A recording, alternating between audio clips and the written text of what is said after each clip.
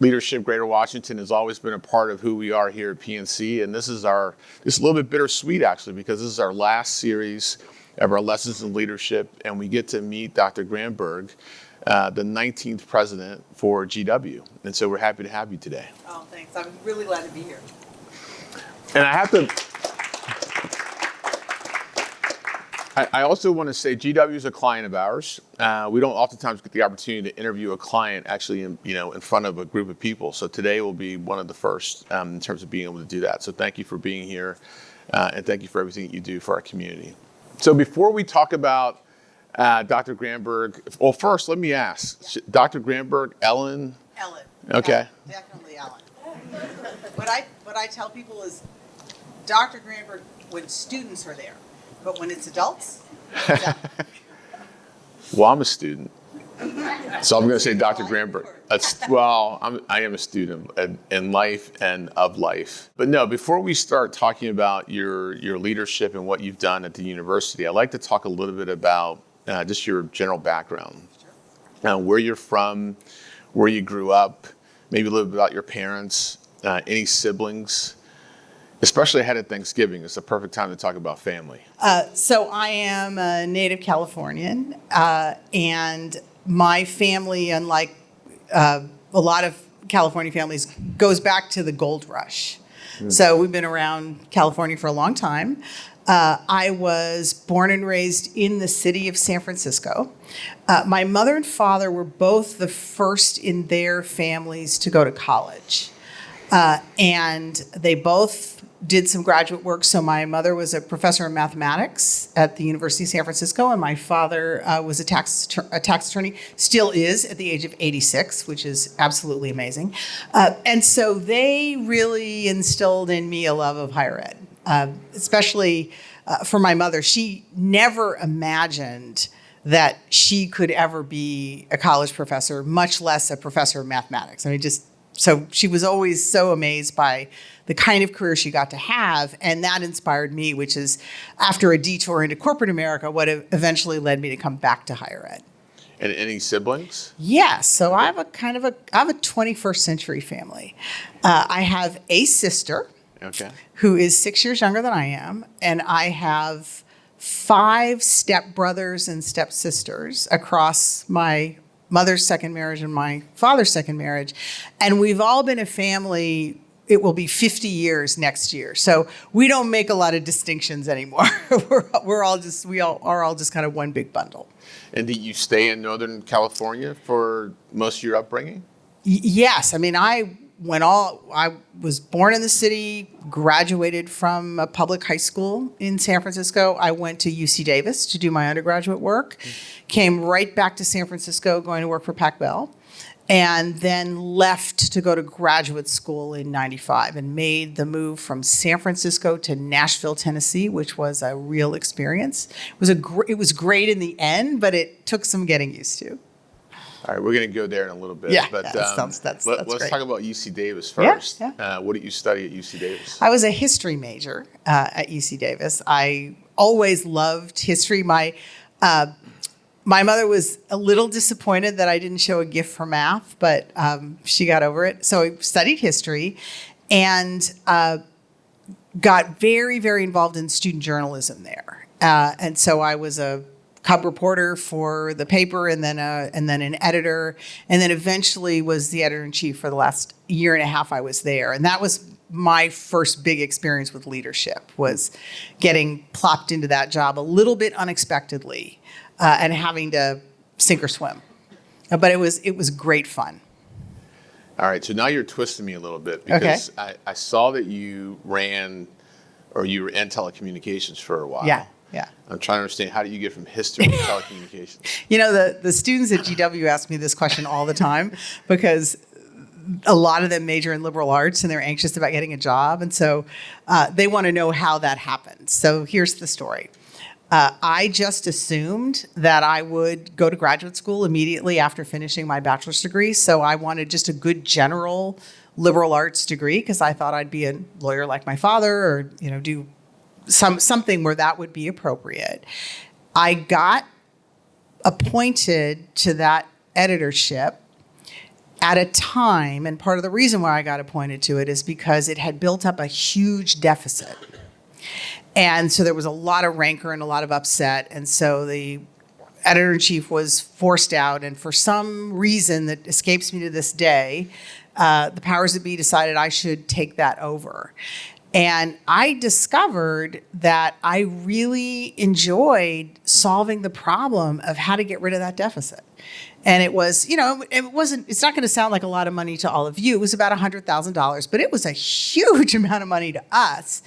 And by the time I finished, we were 50,000 in the black. And I got the biggest kick out of moving that. And so when senior year came and you had to think about what you were going to do, I thought, well, I'm tired of school. I think I'll see if I can get a job in doing something related to what I enjoyed so much at the Aggie. And so I was hired by Pac Bell into one of their fast track management training programs. They were hiring a lot of young people at the time. And so I was lucky enough to get that role. And it was 100% because of the experience I got at the paper. Yeah. So we don't do that much anymore. I mean, folks are, we've become a lot more task oriented. Mm-hmm. It's math, it's science, it's engineering. Liberal arts is kind of lost art. Mm-hmm.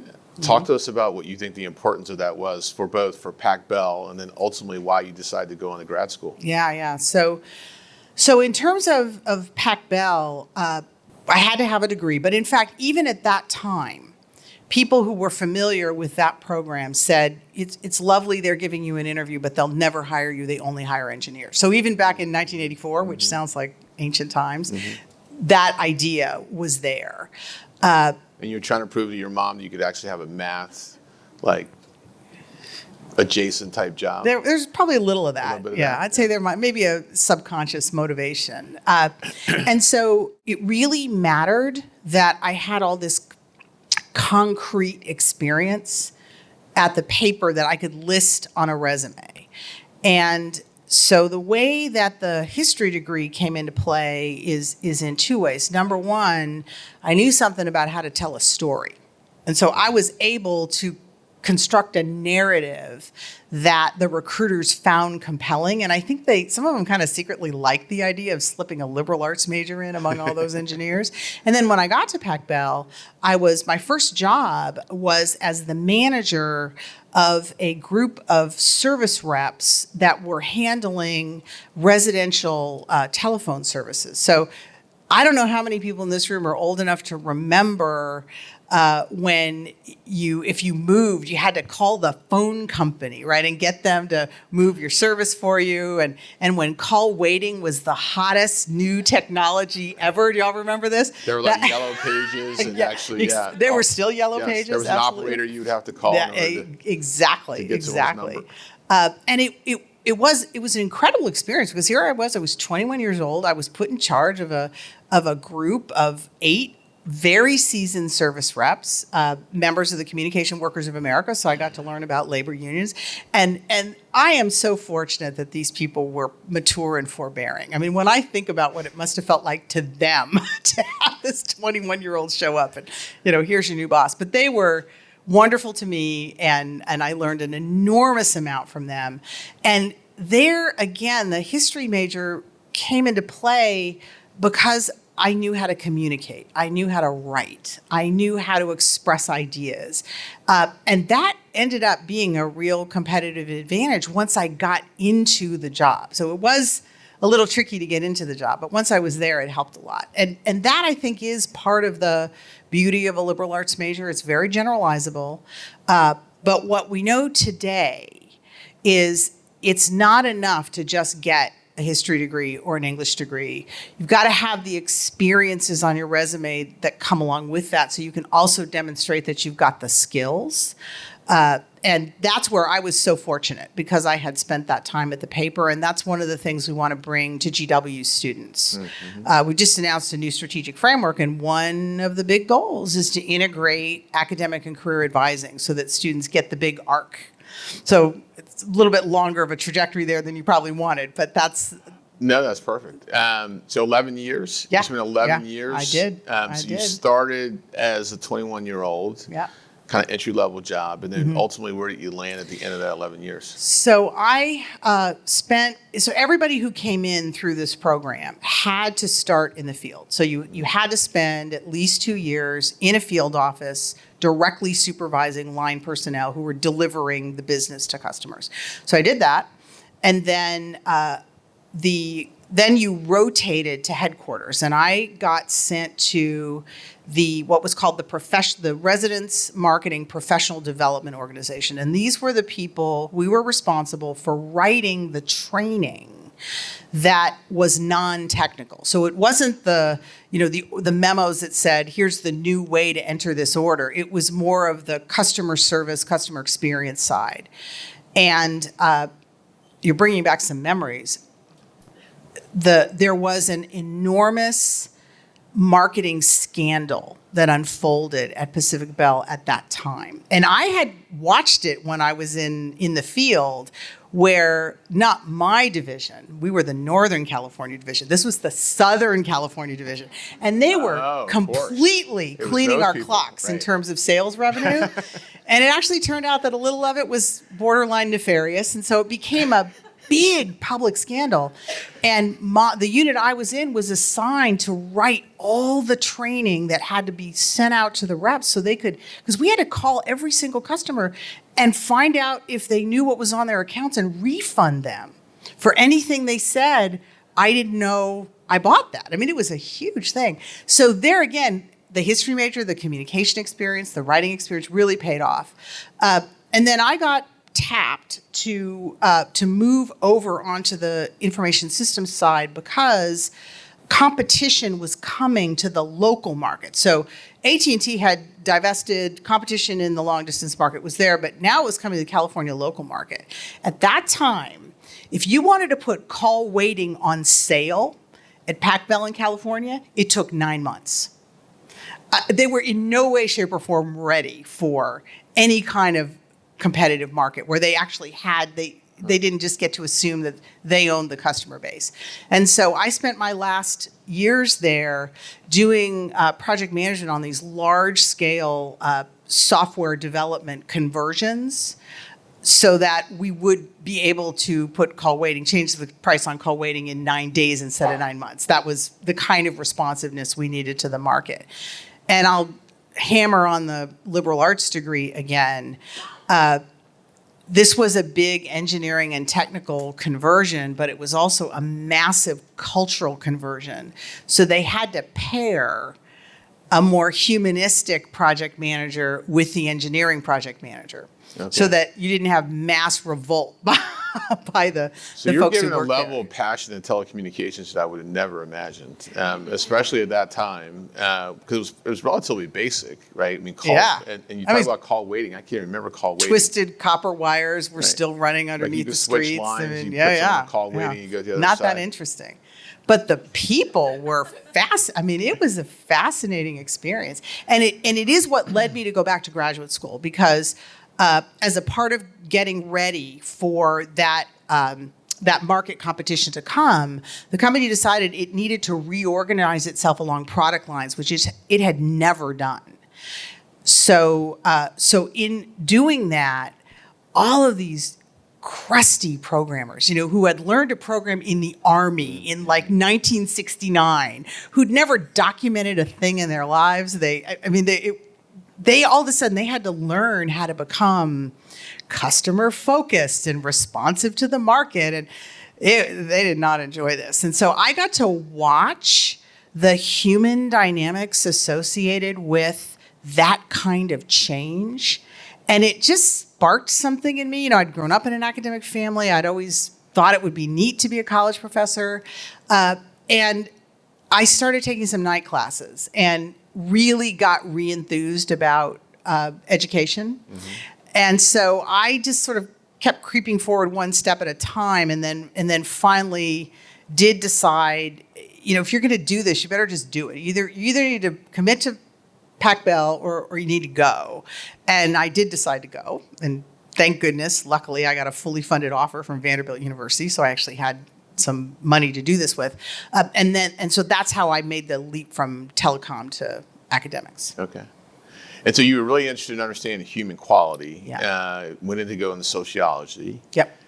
Were you more interested in the folks that you were working with internally, or the folks that you were developing the products for externally at Pac-Bell that led you to go on the growth? That's a great question. It was the internal human dynamics of coping with this change. I mean, watching the power dynamics unfold, watching these people who had literally built this entire infrastructure cope with the idea that now their ideas were outdated. Their ways of doing things weren't going to serve the new market, and watching them cope with that.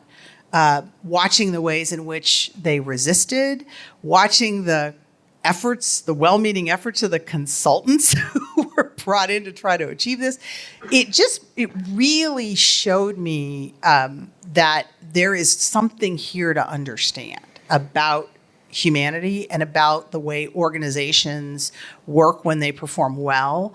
And that was what really whetted my appetite to think about graduate work. And what did you learn? What did you learn about humans and change and through your education? So what I learned, and it was my area of research the whole time I was an active academic, is the incredible power of identity and the social meanings we assign to who we are in terms of how it affects the way people deal with change and the way they deal with adversity. And so it's called microsociology. It's about the way in which social perceptions and social phenomenon actually work its way into our hearts and minds and affect the choices we make, the way we respond to situations in our lives. And so I really did come to understand, and I won't bore you with the long sociological, but I really did come to understand why those folks I worked with at Pac-Bell reacted the way they did. And I did come to understand how it could have been approached differently.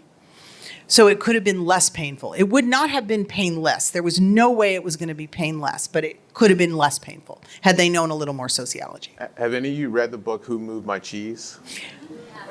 Oh, yeah. So is that an effective way to get people to change? I think it can help. I do think it can help. That change could be positive, that we should embrace it. So not get stuck in our ways. Yeah, so I do think it can help. And I will also say that I think generally, and I'm curious what others who've been around the business world for a while, I think broadly as a field, we're much more sophisticated about these things now than we were back in the late 80s and early 90s when I was involved in this. And so I do think now there is more of an understanding that change is constant, that disruption is constant. But that was an era when a lot of things were still pretty stable, and certainly in the telecom industry, things had been incredibly stable for 2 centuries. And so I do think we know more about this today. And so things like Who Moved My Cheese probably work better today than maybe they did then. We tried Who Moved My Cheese. We did. We had everybody read the book, and I loved the book. I read the book too. It didn't work for me. It didn't work so well then, but it might work better now. Okay. Well, you were really comfortable with change. You leave California to go to Nashville. Yeah. You were starting the story earlier. What was that like? I mean, you have 2 different geographies. You're going from Northern California, not Southern California. That's right. To Nashville in the South. Big cultural change. Big cultural change. Big cultural change. It was, I will say, one of the smartest things I ever did. There were no boots on the ground back then, by the way. There were no what? Boots on the ground. So when you go to Nashville today, it's a big place to go and celebrate. Oh, yeah.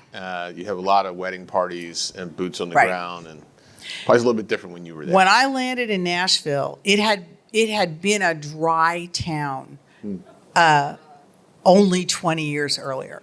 So I come from San Francisco, right? Great restaurant scene, amazing cultural scene, really liberal. And I land there and I'm excited and I'm looking forward to graduate study. And I wanted to go find my first cup of Starbucks coffee, and there's no Starbucks. I thought, okay, all right, this is a little different than I expected. I had some barbecue though. Yeah, good barbecue. Definitely good barbecue. Good music. Amazing music, and that was a lot of fun to discover.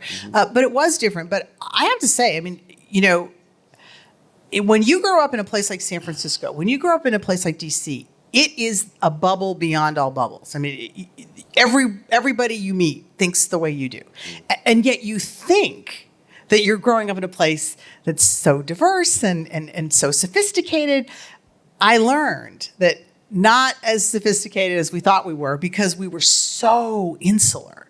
So having to go to a place like Nashville and learn to get along with all different kinds of people that I had never encountered ever in my life was one of the best experiences I ever had. And I love Nashville. Met my wife in Nashville. My cousins live there now. So we go back a lot. And I will always have great fondness for that place. Well, that's great. So now you go on to pursue a career much like your mother. Yes. As a professor. Yeah. By the way, she was very relieved when I finally got with the family business. So is it Clemson first and RIT yes, second? That's right. So you went to Clemson first. Yeah, that's right. Professor of sociology at Clemson. What I remember of Clemson during my day was that they had a great football team. Yes. I did not think of them as a sociology school, but tell me a little bit about that experience. So I took the job at Clemson because Sonia, my wife, got hired by Georgia Pacific in Atlanta. And my other two options were in the Midwest. And so I thought, okay, well, I'd rather be separated by 2 hours than separated by 10 hours. So took the job at Clemson, and you're right, it's not known as a sociological powerhouse, that's for sure. But the students there are incredibly bright, and they are very earnest and very interested in both doing well and doing good. And so I definitely found, my tribe of students who were interested in sociological issues and wanted to pursue careers where they were serving others. And so there was definitely that cohort there. But then the other thing that happened for me at Clemson, so I left Pac Bell, and I never wanted to supervise another human being again as long as I lived. I mean, I had signed my last appraisal. I had made my last compensation. I was done. And I was going to go off and teach and do research and, mentor students. And I did that for 15 years. I loved it. And then I got drafted into being the department chair, and I went kicking and screaming. I negotiated a year-long sabbatical before I would take the job, and all kinds of stuff. And then what happened was I was sitting in my office one day, and a young faculty member came into my office, and she was a forensic anthropologist. So you remember the show Bones? She was one of those kinds of anthropologists. And she was doing work with a soil scientist and an engineer, where they had figured out a new technique for determining time of death when you find a bone in the wilderness. And it was this incredibly clever idea where what you did is you analyzed the soil underneath the bone, because depending on how much of the bone material had leached into the soil, you could quite accurately estimate time of death. And so here's this young woman, and she has found this opportunity to work with these classic Clemson disciplines: agriculture, soil science, engineering, doing this incredibly fascinating project. She needed $3,000 so that they could buy a piece of equipment to do some additional testing, and if they did, they were going to get this big NSF grant. And I had a professional development account that I controlled, and I got to give this young woman, this young person, $3,000, and then they went and got the grant. And now she's the department chair in that department. And in that moment, it all came together for me, that my passion for higher ed made me love leading. For me, leading was okay at Pac Bell, but honestly, I wasn't that passionate about telecommunications. No offense to anybody here who works in the industry. But to combine those two, and I would never have gotten opportunities like that as quickly as I did at other places. It was a particular coincidence that really let me hone my leadership skills quite quickly in my academic career. And that had a whole lot to do with how I ended up at GW. You know, the opportunity to start that so soon after I had become a faculty member. So does the leadership in academia look the same as it would as the leadership in a corporate type of environment? And if I said yes, would you believe me? No. Okay, you would be right. No, Which is why I want to hear the difference. Yeah, it's very, very, well, let me say, it is very, very different. But if you are a leader in corporate America, it's not as different as people think. So let me explain what I mean by that. So the corporate world is fast-paced. The corporate world also is oriented towards certain kinds of measures of success that come multiple times a year. So quarterly earnings, as an example. There's a customer base out there that's very dynamic. So decisions have to be made more quickly. Market conditions change. You have to be able to respond to those things. So the pace is faster. It is in academics. The pace is deliberately slower. And some of that is because of this lovely thing in higher ed that's called shared governance. And so this is the idea that the governance of a university is jointly shared among the board of trustees, the administration, and the faculty. And in every university in America, to the faculty is given certain very real powers to shape the direction of the institution that can be made independently of the board and the administration. And that's mostly around qualifications for hiring faculty members and the content of curriculum. So that's why things slow down. You know, because faculty, we're detail-oriented people. We like to study things. We like to discuss them endlessly. So it takes a long time to work these things out. And the administration can't very easily hurry people along. So in that way, the whole culture is different. But what I've learned is, and I think here, I'd love to know if other people have experienced this. People think that when you are a leader in corporate America, especially a senior leader, you can just say, it will be so. And everybody just says, oh, okay. And they all turn at once and move in the new direction. And there's no resistance. There's no argument. It all works perfectly. Now, how many of you have had that experience consistently in your corporate? So I thought that's what I was going to do here. Yeah, exactly. I thought it was going to work a lot like it works potentially at home. Yeah. Where I get a lot of resistance there too. Yeah. Oh, yeah. But yeah, there's a lot more resistance than you might think. There really is. There actually are rules. You know, there are things that you have to work within. There are confines to what you can get done. And I agree with you, there are those kinds of things, but there's also, just like in higher ed, if you're going to lead in a transformational way, people have to decide to follow you. They have to. You still need your folks to buy in. If they're really going to put their energy toward it, you need them to buy in. And so, as a leader, you have to listen. You have to be cognizant of where folks are. Are they ready for X change? And it's a little easier. It's easier to force it in corporate America than it is in higher ed, but forcing it's not easier to actually get to the end result because you're still dealing with human beings. And I think that's something that people underestimate about the complexity of leading on the corporate side. Because I think in that way, they actually are quite similar. Mm-hmm. So you're the first woman president that lands at GW in 2023. And what about your background and your perspectives do you think were important for you to be the leader at that point in time for the university? Yeah. If you've been in DC for a while, you may remember that there was a lot of upheaval at GW during the pandemic. There was an effort to shift the direction of the university, make it a more STEM-intensive place. There was enormous resistance to that.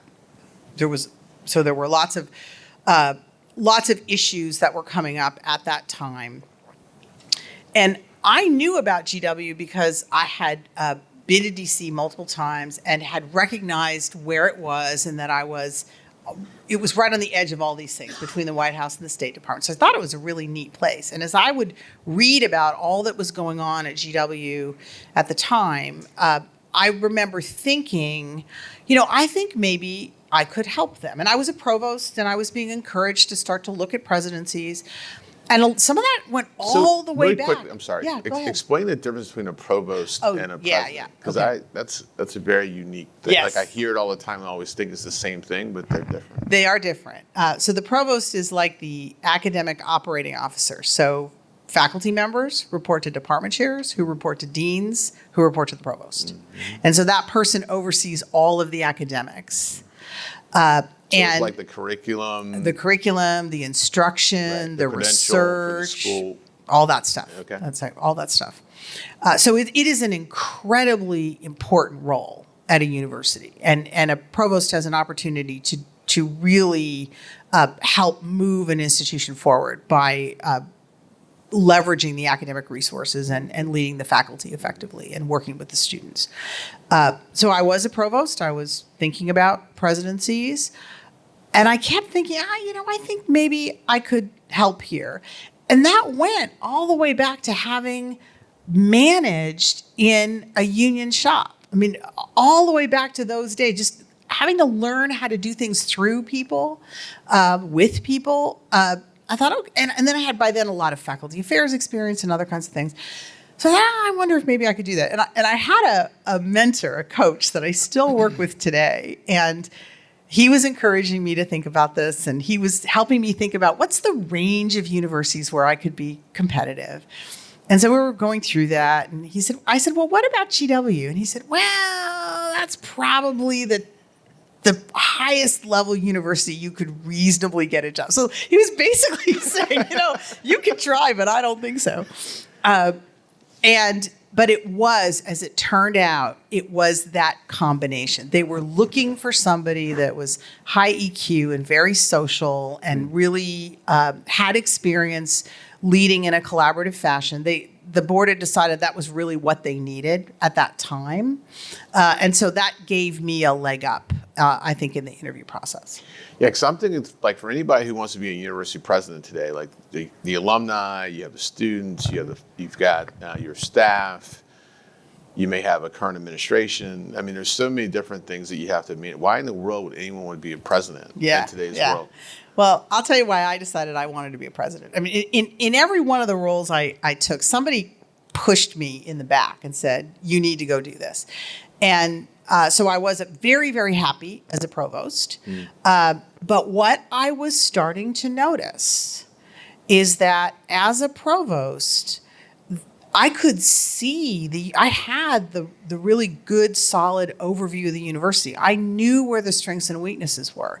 I had my own ideas about how to fix those things, how to improve those things, but it was the president who had the final say.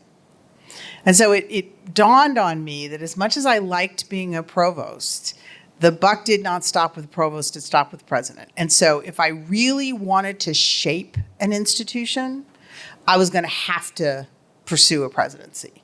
And I decided that I would at least go out on the market and see what happened. And GW happened. And it's been wild, but it's been great. So there are so many challenges in front of a university today in terms of cost. You have AI. You have the onslaught of people talking about task-based learning versus going on to go to university. What are the things that you think that you've done to position GW in this evolving world that we live in for education? The thing that's been important to me about positioning GW, it's been a few things. And the most important one, and we just released our new strategic framework. Anthony and I got a chance to talk about that last night. And the most important thing right now is for universities to have a very, very clear idea of where they're going. So what makes them distinctive, what's the unique contribution they can make to higher ed, and where are they headed? What's the hill? What's the North Star? Where are you going? And then it's important, I think, right now to be comfortable with being flexible about exactly the path that will get you there, because things are so dynamic and so disruptive. You all know what's been going on with higher ed and the Trump administration. That's one of multiple disruptive forces we're dealing with right now. AI is another. And so when we released our framework, it's very clear about where we're going. It lays out a framework for the priorities we will pursue to get there, but it doesn't attempt to predict in great detail every dollar we will spend in the next 7 years to try to reach that. And that is intentional to allow some flexibility so that we can be responsive without losing sight of where we're going. So for me, that was a really, really important thing to put in place. And then the other is, today, any university that's going to be successful, and certainly a university at the price point of GW, which is a very expensive place to go to school, you have to have a distinct and unique and compelling value proposition that makes the investment worth the outcome. And so for us, that is all about opening up DC and this incredible leadership laboratory to all of our students. That's the unfair advantage that we have, even among DC universities, because of where we're located, who's on our faculty.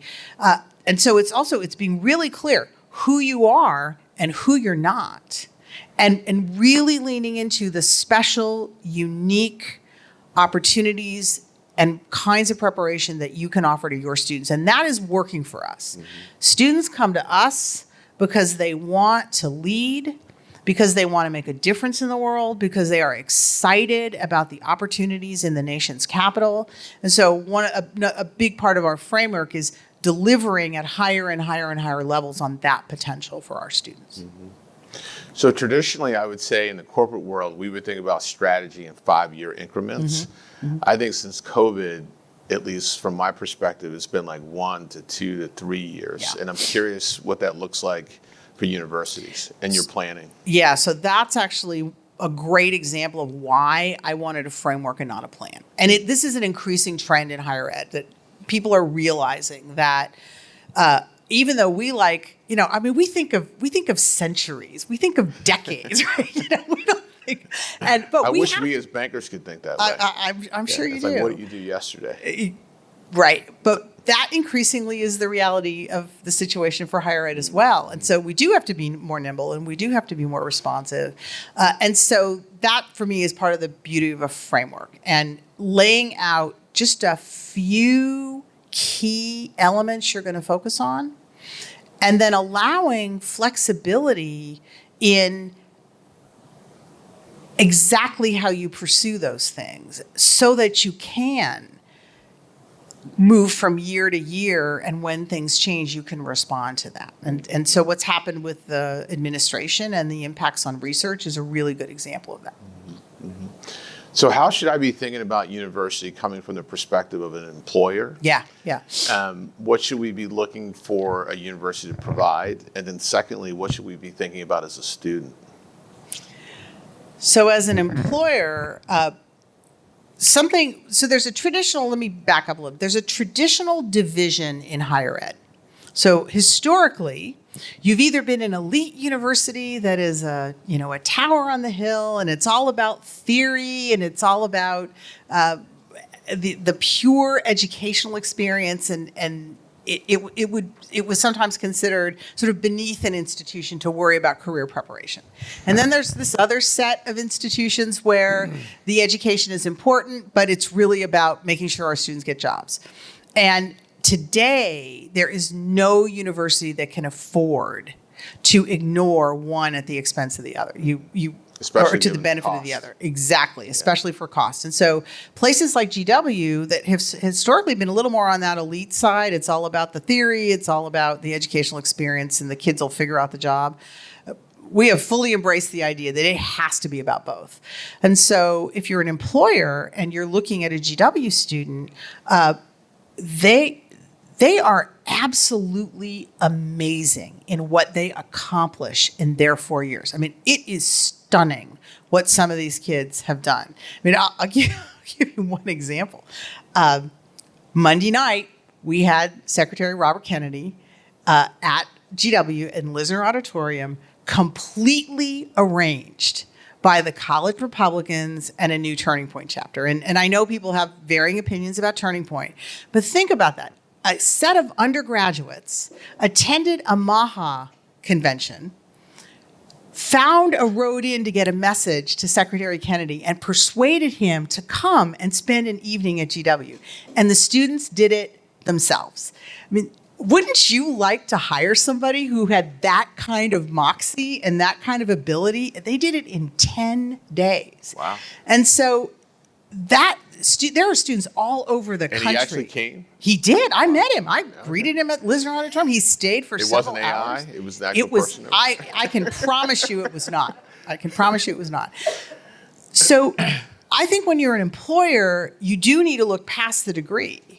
You need to look at what are the other experiences, the other skills that these young people have developed in the time they've been at GW or any other places. And one thing I will tell you is they're not that good at telling the story themselves because they don't have enough professional perspective to realize how valuable it is. So part of our job is to get them better at that so that they can tell that story to you. But in the meantime, ask them about it because you'll hear some of the most amazing accomplishments.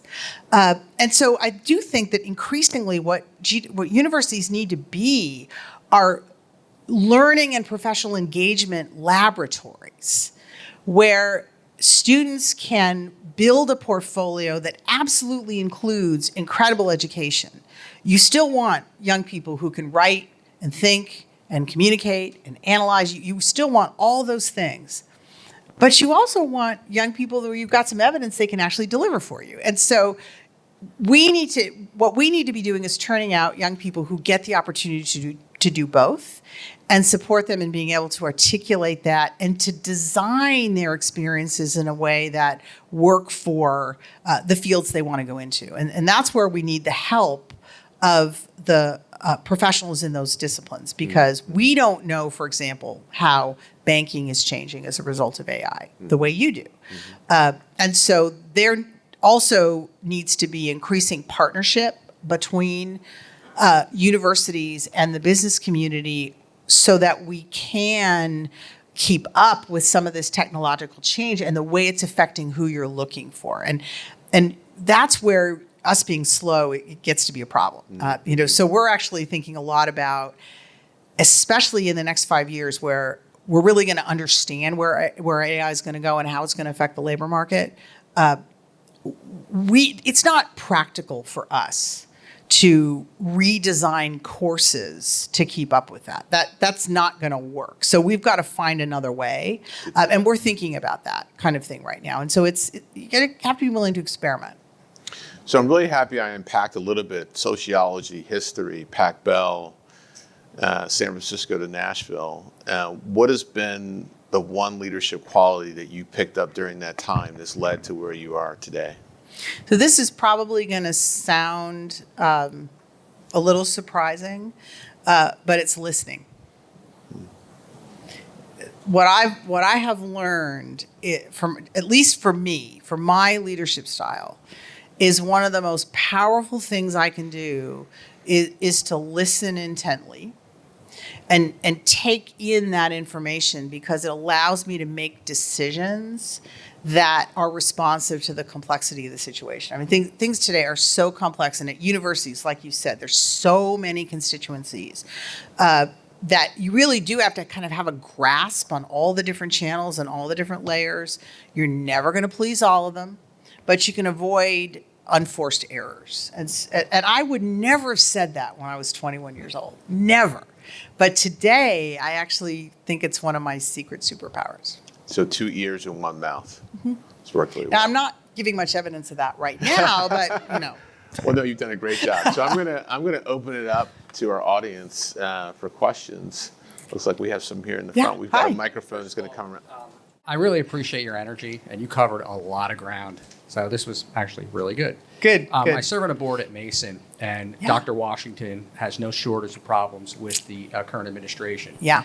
And one of our biggest challenges is how do you make the students feel heard when they are pushing they're pushing the university into a corner that certainly the administration doesn't want them in? I'm just curious if you touched on it a little bit, Yeah. but do you have any other insights into, that ensuring that the student body feels heard is so important? Just curious. It is a really tough thing right now. There is no doubt about it. It's a really, really tough balance. And the way that we have tried to approach this is with a few techniques. One is staying closely in touch with multiple sectors of the leadership among the students. So not just student government, also the leaders in our Multicultural Student Services Center, the leaders in our faith or office,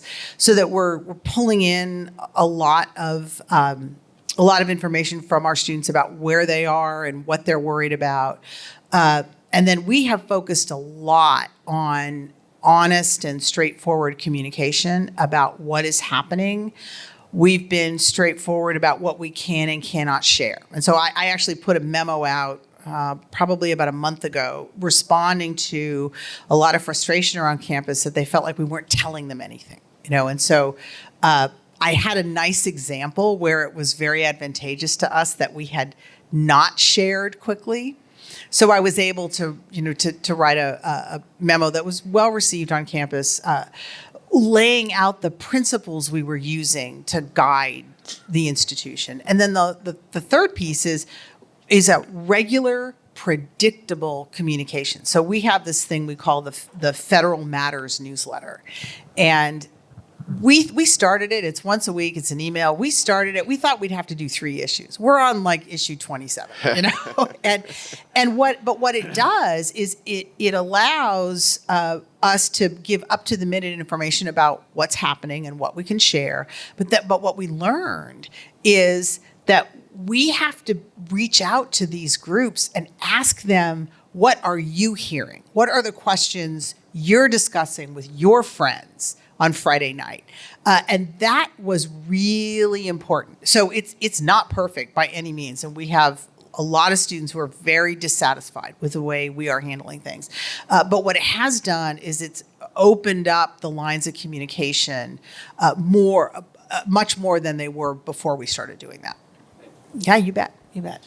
President, I'm Yeah, Donald hi. Dunn. I do fundraising at Georgetown University. Hi. So thank you for your service.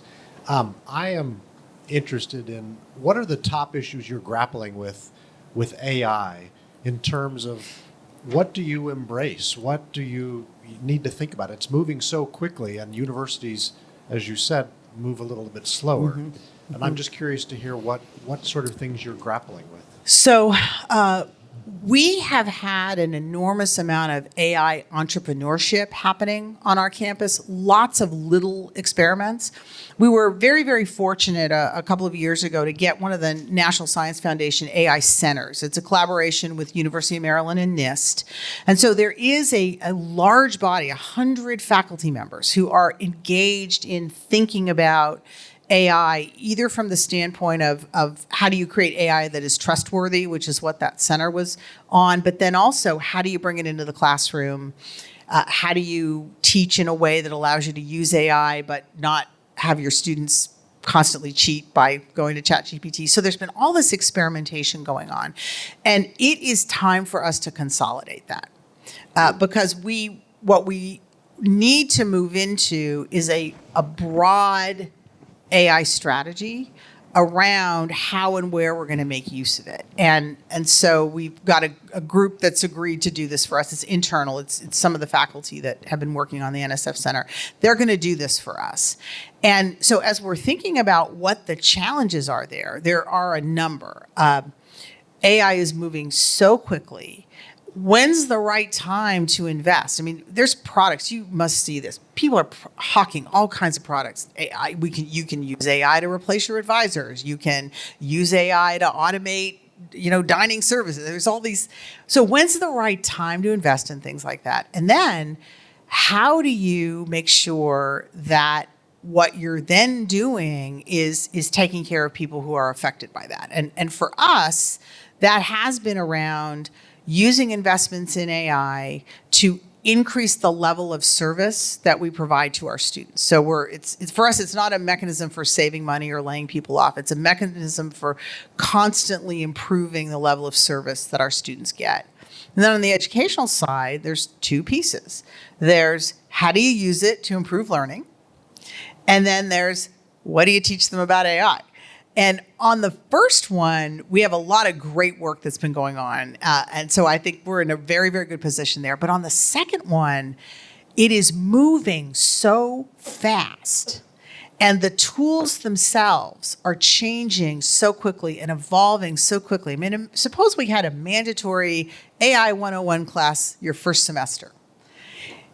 In 4 years when you graduate, how likely is it that what you learn then is actually going to matter at all for your ability to get a job?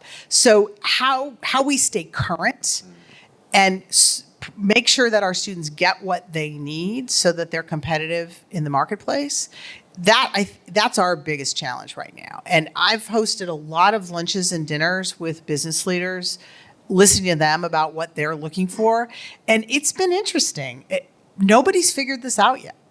So for me, what I think we need to do at GW is find an approach that allows us to be very nimble, so that we don't get embedded into one way of doing this. And then 3 years later, there's some innovation in LLMs and it's a completely different marketplace.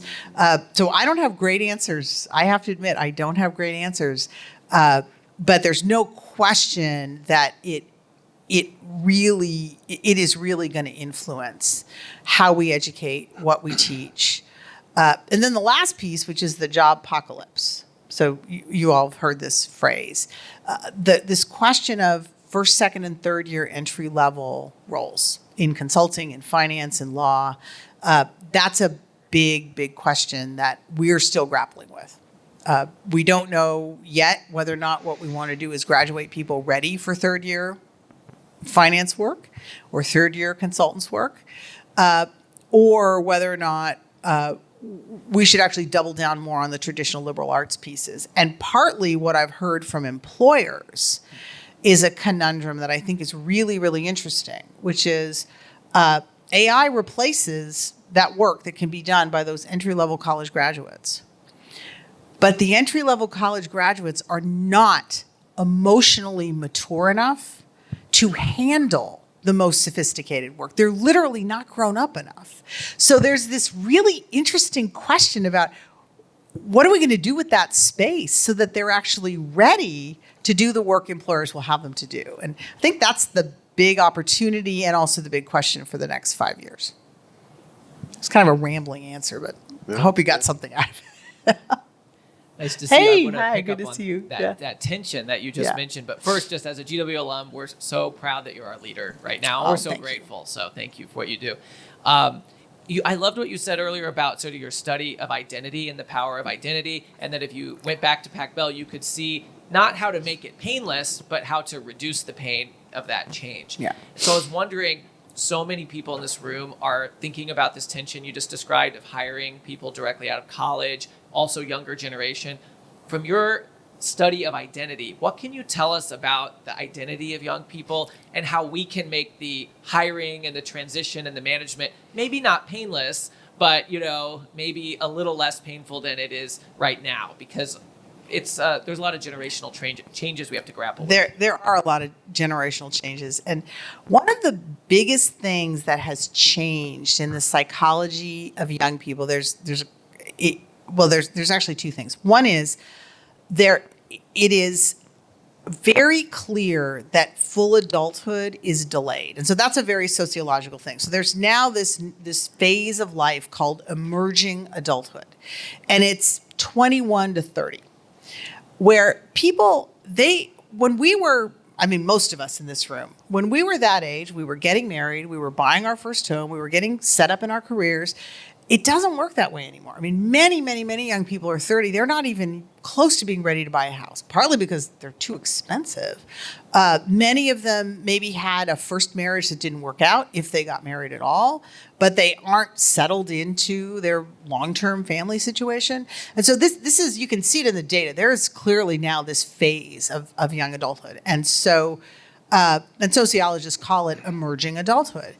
One of the things that has done is it has really ramped up the salience, the importance of personal and individual identity in the way young people think about themselves. So when I was young, it was about the role you held, the job you had, whether or not you were a parent, there was these formal roles that located you in a certain social structure. That's very sociological. Today, it's much more about who do I feel that I am? Who do I wish to express that I am? And so it's much more complicated, it's much more nuanced, and it's much more personal. And I think part of what we pick up among young people today is that desire to be understood and validated for who they want to be and who they've sort of on their own decided is important to them to be. And it's beautiful in many ways, but it makes it really hard to lead them and manage them. And so my approach to this is in no way have I, solved this riddle. But I do think there is a balance between honoring that, celebrating it, getting to know them on that level, and at the same time, there's a job to do. And coaching them through the fact that maybe that's going to be a little uncomfortable, but if they like working here and they like the paycheck, there is, in fact, things that need to be done, and you can't always do it exactly the way you want to do it. I need you to come to my house. I just had this conversation with my daughter the other day. Do you? Yeah. And our student affairs team is amazing at this. I mean, they are really working on this because we all have businesses to run, we have nonprofits to run, we have things we need to deliver for our constituents, for our customers. And it's a little bit delayed for this particular cohort to realize that in the end actually really does have to shape how they spend their time and the way they work. And so it's a journey, no question about it. It's a journey. All right. Riffing off of that question, the other side of the dynamic, the older student. Yes. Yeah. Get out of my way, boomer, you're holding us back, you're the reason we're all in this place. Is there a role? What is the role for universities for later career leaders, for folks at a different place in life? Is that part of a priority, or is it sort of, yeah? Oh, no, it's a big part of the priority. And even though universities don't like to admit this, we're as much a creature of markets as anybody else, right? So we see the demographic cliff, right? The number of high school grads. And yet, the boomer generation, Generation X, those folks are looking at changing careers. And so every university has something for that group. What we have is our College of Professional Studies. We have offices in Arlington, in Alexandria, and that's where we're trying to serve that market with certificates, with short-term programs, with degree programs. So it's a important part of what universities deliver. And it does represent a little bit that tension between being career focused and being theoretical, but increasingly GW, MIT, Harvard, like everybody's gotten into that. Well, I want to say thank you to Leadership Greater Washington. Thank you, Doug. Dr. Granberg, I think your study of people has made you the perfect leader for GW in the place that it is right now. So thank you so much. Well, I've enjoyed this so much. Thank you. You are an amazing interviewer. Yeah, thank you. Thank you very much.